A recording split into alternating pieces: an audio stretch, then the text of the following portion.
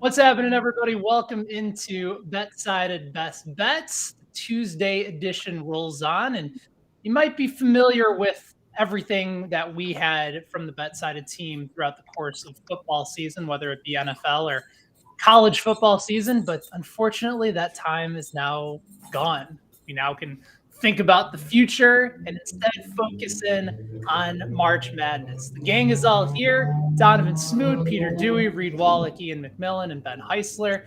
Here's what we're going to do over the course of today's show. We are going to go through our favorite college basketball bet of the day. These are games that are happening over the course later on tonight here on Tuesday. And then we're going to turn things around and focus in on our favorite futures heading into March Madness. Might be a team that is already doing really well. You want to jump on in before the lines move even further, or maybe it's a dark horse team that has an opportunity to make a deep run that nobody is really talking about. So, Ian, I kick things off to you. Give me the bet that you're looking for on today's slate of college hoops games that you love the most. I'm going to be looking at Colorado -4 against Oregon State against the Beavers today. Very similar offensive numbers in this game.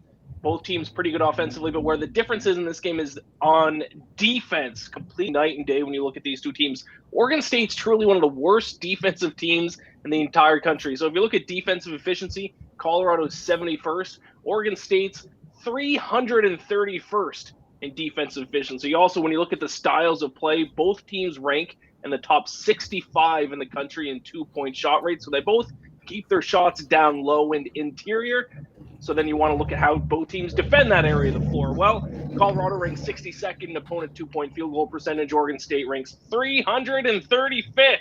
So complete defensive mismatch in this game. I'm going to take Colorado -4. Good to see that the defense and lack of defensive efficiency is still a conversation, especially in college basketball. So all about Colorado being able to lay the points in that one tonight. Donovan, you are up next. Who do you like on the college basketball slate for today? I'm gonna be a homer, right? I'm gonna pick my alma mater, hook 'em. We're going Texas -1 tonight against Oklahoma. That's what's up, Reed. You know what I'm saying? Do it right. I'm with you. Thank you. So look, Texas has the second best scoring defense in the country. They're top 50 in free throw percentage. They're just outside the top 50 in offensive rebounding percentage. I know that they are a really, really weird team. They just beat Kansas last week and then came back and got the doors blown off by Baylor. But tonight, I really think that they're going to have a really good chance to beat Oklahoma. The thing with the Sooners and the reason why I'm picking Texas is because the Sooners are 268th in the country in first half points. I think Texas is going to be able to come out strong. They're going to be able to put the clamps on them early. And if they can get out to an early lead, I think Texas finishes up and their defense closes out the game for them. A bit weird to see Texas continuing to play really, really well on the defensive side of the ball. I mean, we expected it when Chris Beard came to town, but they've been an efficient offense this year too. So I like the play, especially against Oklahoma for tonight. And by the way, it's okay to make a homer pick. We've been doing shows with our guy, Peter Dewey, who's up next, who seemingly every Monday on Bet and Breakfast finds a way to bet on the Knicks. So no Knicks opportunities here, Peter, but who do you like on the college slate tonight? Yeah, Ben, I'm going to a conference near and dear in my heart from my days at Quinnipiac covering the MAC. We're going to stick in the MAC. I'm going to back Rick Pitino and the Iona Gales on the road against St. Peter's. And this one, I think this is a buy low spot on Iona. They lost 2 games. They lost to Niagara and Siena last week, and then they bounced back and picked up a win on Sunday. But I think looking back on this, they played St. Peter's very recently. They were 10-point favorites at home. Now they're on the road. They're only 4.5-point favorites. I don't think home court advantage, you're getting 5.5 points there. I think this is a little bit of an adjustment for Iona losing those 2 games. But if you know anything about the MAC, this is their conference. They run the conference every single year. They win it every single year. And this Iona team is very, very solid. They've played some tough competition. They played Kansas well earlier in the year. They played St. Louis well a couple of weeks ago. This team is a tournament quality team, and they're playing a St. Peter's team that's 11-9. You look at some of the statistics for Iona this year. They're top 100 in the country in scoring margin, points per game, assists per game, rebounds per game, assist to turnover ratio, and opponent effective field goal percentage. St. Peter's is a good defensive team. I don't want to take that away from them. They're top 100 in the country in opponent effective field goal percentage and in terms of points per game allowed. but their offense lags way behind Iona. Iona is a top 100 offensive team. St. Peter's 277th in points per game and 301st in effective field goal percentage. I think the Gales are going to be able to run them out of the gym. Rick Pitino is not going to let his team take the foot off the gas after those 2 losses. I think they close the season real strong. So I'll lay the points with that. It's been weird to see a team like Iona not be able to have any sort of offense over the last week and a half or so, as my dog weighs in on the background. But I mean, they were terrible on the defensive side of the ball against Niagara last week, then only scored 64 on the road against Siena, got 70 against Monmouth in their most recent game. But they got to step up their offense if they're going to try and make another late run here. They've been so good all year. Good opportunity, like you said, on the road against St. Peter's to make that happen today. Reed, college basketball, I know it's been your bread and butter over the course of the season. Got best bets over at BetSide that folks can check out over there. Who do you like on tonight's slate? Yeah, I'm going to go with you have your dog in the background. Well, I got a home underdog tonight in the AAC. I'm going with Cincinnati +3 against Memphis, and this is the ultimate sell high spot on Memphis. They might be turning a corner this season. They just beat Houston on the road, who's the class of the AAC. But now I see this as a flat spot against a Cincinnati team that kind of counters Memphis in whatever they want to do. Memphis is all about generating turnovers, getting that fast break offense. Well, Cincinnati's just outside the top 50 and limiting that. They're number 2 in the AAC and limiting turnovers. So I think that Cincinnati's offense can be able to match Memphis. Also, they just lost over the weekend to Tulsa, who's at the bottom of the conference. So I think you're going to see renewed effort at home. +3 is a little too much for me. Even accounting for Memphis kind of turning it around, I can't make them more than a pick in this game. So I'm taking Cincinnati with the 3. I'm going to sprinkle on the money line at +120 at WinBet. Yeah, good opportunity, like you said, to sell high on Memphis, who I think most of the narrative surrounding them is that with that amount of talent that Penny Hardaway has recruited, they've started to finally figure things out. But also, like you said, there's been too many inconsistencies over the course of the year. Good chance for Cincinnati to jump on board and get another statement win for them. As for me, guys, I'm looking at the other MAC, the Mid-American Conference between Toledo and Kent State, 2 teams that are up near the top of the conference. Toledo currently holding down the share of the lead, and they're 8.5-point favorites against a Kent State team that's had a pretty good season. But what I noticed over the course of today's game, and I wrote about it over at BetSide, is that they're the number 68 team over at KenPom. They're a full 92 rankings higher than Kent State. Really efficient on the offensive side of the ball. They're first in the conference, 31st in the country in adjusted offensive efficiency. And the other thing is that they blow out teams. Like when they're at home, their margin of victory is right around 23 points per game. And that's a team that's stomping on the throats of their opponents. They've really only had one close game over the last month or so, and that was a 3-point win back on January 15th. So they're blowing teams out. They're going to be aggressive against Kent State. I just think it's one of those opportunities where they match up really well. They're shooting threes. Their effective field goal percentage is outstanding. I think they make a statement win, and it kind of goes in line with how they played all of their games this year, winning in blowout fashion and taking care of business at home. So I like Toledo in this matchup at 8.5 over at WinBet. Let's transition, though, because we've been focused in on bets for today. Also shouting out our good pal Cody checking in from Indiana. Curious about one particular team, and that is the University of Kentucky. Will they be mentioned when it comes to our different futures bets? We'll let you know, Cody, on what the latest odds are. But I want to kick things off with Ian. Give me a futures bet that you're looking at ahead of the tournament that thinks you might say to yourself, okay, this is the time to jump on board. Who do you like? Well, I wrote an article back on December 7th, and the title was Buy Stock in the Arizona Wildcats Now Before It's Too Late. At that point in time, they were 20-1 to win the national championship. Their odds have been cut in half now. They're down to 10-1 at WinBet, I believe, to win the national championship. Now is your last chance. I think if they get below 10-1, you're going to lose the value on it. So I already have stock in Arizona. I mean, they have no holes. A lot of the other top teams in the country, they at least have a hole here or there. Maybe not Gonzaga, but Gonzaga is always tough with their level of competition they play. But they're top 7 in both offensive efficiency and defensive efficiency, 5th in the country in rebounding, 21st in effective field goal percentage. They truly rank near the top in the country in basically every single statistic you look at. They're the most well-rounded team in the country, I think. Like I said, outside of maybe Gonzaga. and they're still available at 10-1. So Arizona Wildcats, I've been on them all season. They're still my pick to win it all. Yeah, they've been outstanding over the course. This is the number 2 team over at KenPom this year with only Gonzaga ahead of them. Our guy Hayden checking in as well, saying, we love Ian. He's got the winner. So you already got a fan club over the course of today's stream, Ian. He also wants to know his thoughts on the Indiana game. They are home. They're 3-point favorites over at WynnBET. I have a perspective as an Indiana fan. But anyone want to jump in on their thoughts on Indiana against Wisconsin tonight? Anyone have a burning hot take with regards to what that matchup looks like? I haven't looked at the game myself. I know Cody Wells was tweeting at us earlier today that he loves Wisconsin in that matchup. So I haven't got a chance to look at it. I know he's on Wisconsin, though.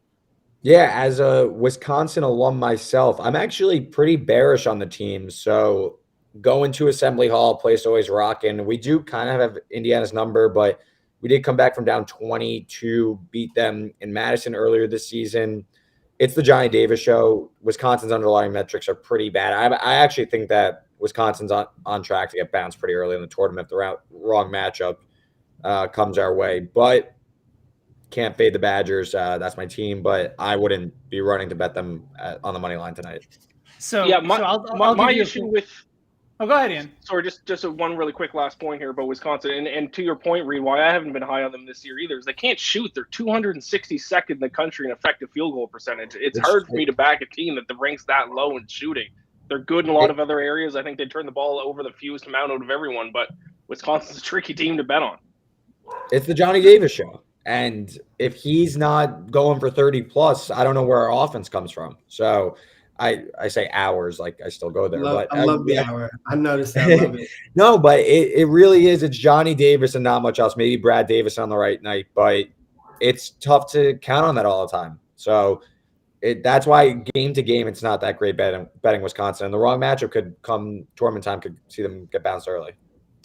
So here's my perspective on this, because I usually don't like to bet the teams that I root for either. But I feel like the odds makers are kind of hinting that Indiana is the side, being 3-point favorites at home. Wisconsin, clearly the ranked team, the better team, and the team that's had Indiana's number over the course of the year. You mentioned that game earlier. Indiana up 20+ points. Bad opportunities missed in the second half. Did not get stops on defense. Their offense just completely dried up. They went stagnant from the outside after shooting, I think, well above 50% in the first half. And I also think you're looking at an Indiana team that's starting to realize the desperation is sinking in. If this is a squad that wants to make a run at the NCAA tournament, you need to turn things around. Do not want to get to a situation. I think earlier this month, they hadn't lost 2 games in a row, and now they're on a 3-game losing streak. So I like the Hoosiers to bounce back here. They've only lost a couple games at home. They know that they can't take their foot off the gas pedal against Wisconsin. And I think if the line were a little bit different, if it was more favored towards Wisconsin, I'd love Indiana as an underdog. But I think the odds makers are giving you an indication that the Hoosiers are the right side. So I'm not going to bet it because I just kind of want to enjoy the game. But I do think Indiana is on the right side here. So I would take them at -3. Let's get back to our best bets for the night. Donovan, I know that we already did that. Let's go into our futures as well. I already got thinking about the game. We got the Hoosiers. Moving back on, thinking broad term, long term. Donovan, who do you like as far as the futures play goes? Listen, I'm gonna stay in the state of Texas. I'm gonna go with the University of Houston. They're plus 1,500 right now. They have a top 5 defense. They're top 40 in offense. And when we're talking about what I like, the qualities that I like out of a team to make a deep run in the tournament, they are just outside the top 50 in turnovers per game. They're the 3rd best offensive rebounding team in the country. My one concern is the free throws. They are not a good free throw shooting team, which can very much kill them late in games. But they made it to the Sweet 16 in 2019. They made it to the Final Four last year. They have experience. They know what to do. I really think that they can make a run.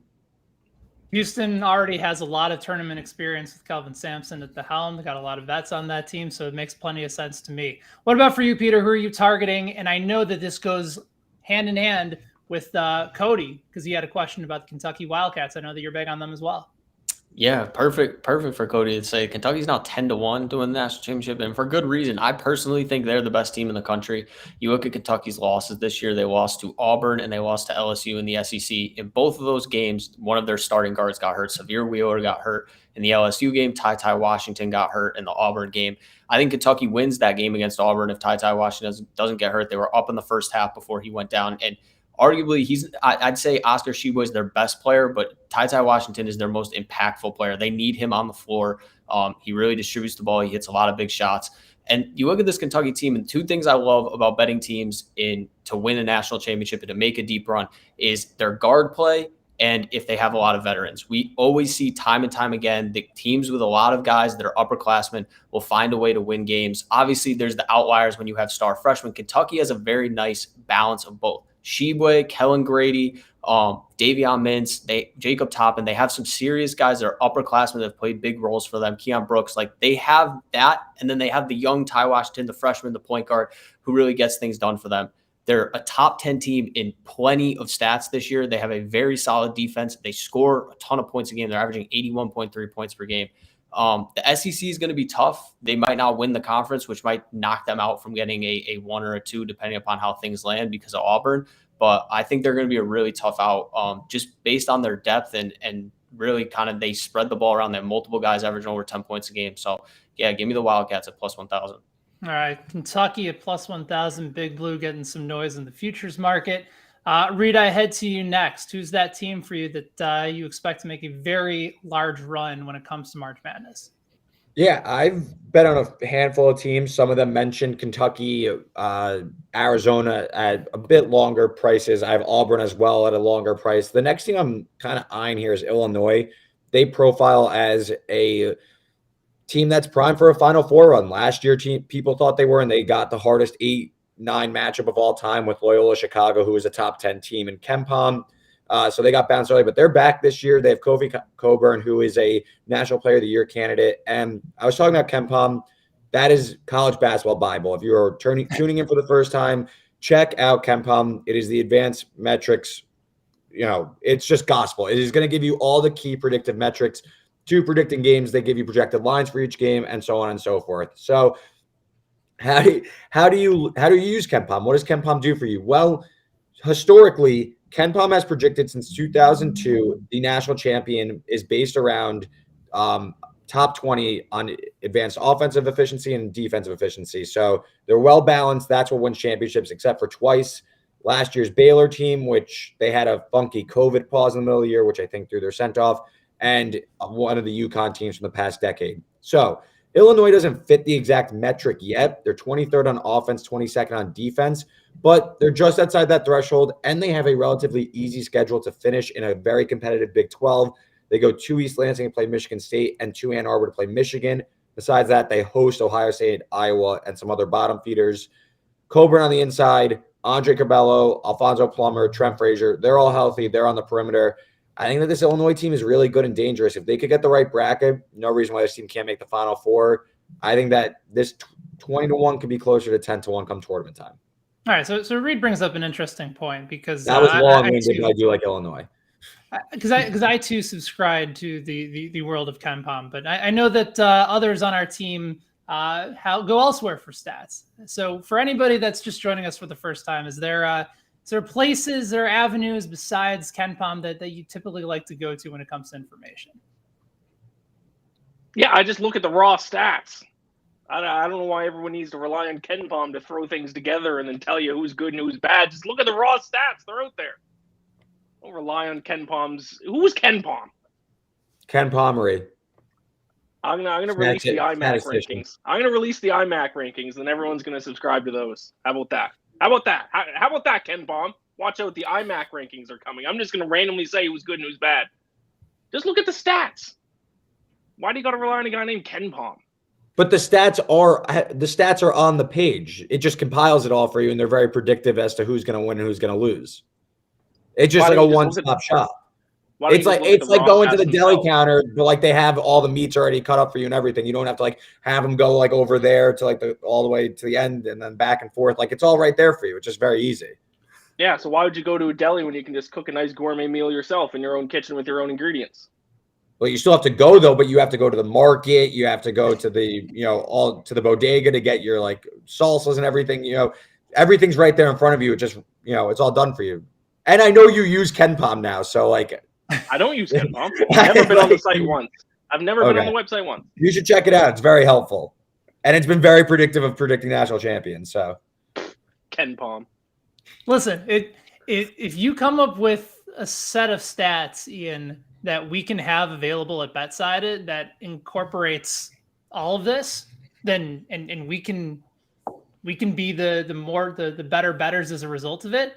I'm all about it. I'm We'll not just use taking the stats on KenPom. He's just going to use the stats on KenPom. I'm not taking stats from a guy named Ken. Wow. That's not fair. That's a personal shot. That's not fair. Has nothing to do with basketball. That is a personal shot, Ian. And you should be ashamed. All right. Leave Well, the Kens out of this. yeah, I was looking forward to all of us having a conversation with Ken Pomeroy on the show next week. I'm going to go ahead and have to cancel that appearance. But all seriousness aside, there's plenty of different avenues for you to be able to find a lot of college basketball betting information. But we certainly hope that wherever you do find it, you check us out over at BetSided, because we're going through a ton of different games every day on our schedule. Let's keep things going. Peter, I head to you. You did Kentucky. I'm already thrown off. Reed already won as well. I guess it goes to me. Guys, this is what happens when KenPom just fires everybody up. I will reference them. I will reference Ken Pomeroy's stats when it comes to my breakdown, because I very much like Villanova at plus 2,000 to win the national championship. And sure, they have flaws, but what team in college basketball this year doesn't? Top 6 adjusted offense via KenPom this year. They're also a top 25 defense. If we're talking about what wins in the tournament, Peter brought it up a little bit earlier, right? Guard play. They have senior guards and Connor Gillespie, junior guard and Justin Moore. They have really solid players when it comes to the interior.